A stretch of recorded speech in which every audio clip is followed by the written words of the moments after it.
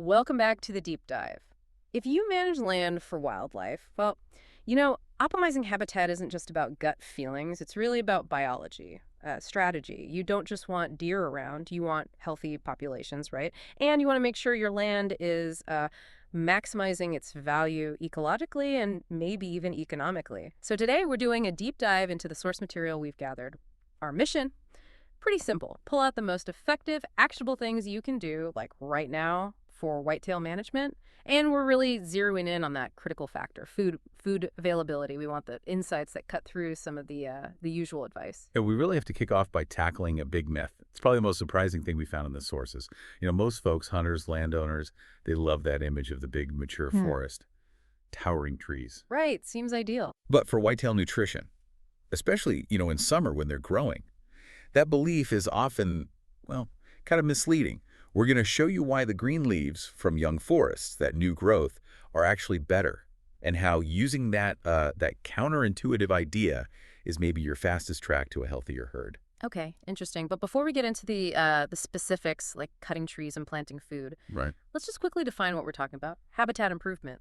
The sources get a bit technical. Yeah, they do. The definition talks about restoring, enhancing, or establishing physiographic, hydrological, or disturbance conditions. Whoa. Right.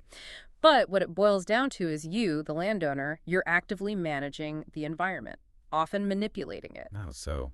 Well, maybe through logging or controlled burns, planting things, whatever it takes to create or maintain the best conditions for the native plants and animals. It's definitely an active, ongoing thing, not just set it and forget it. Got it. So active control, manipulation to build that ideal ecosystem. Okay, let's jump into that surprise you mentioned, the forest thing. Most people, myself included sometimes, assume that huge old forest, best cover, most natural food for deer. Where does that idea go wrong? It seems logical, sure, Yeah. but it kind of ignores how whitetails actually eat.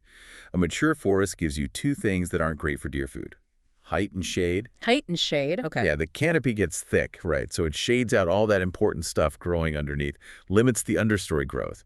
And most of the leaves, the good stuff, it's just way too high for a deer to reach. So it's about whether they can actually get to the food, not just if it's there somewhere. If it's 20 feet up, it doesn't do much good. Exactly. Accessibility. That's the key insight from the sources. Young forests win because they provide those green leaves, soft mast right at eye level for the deer.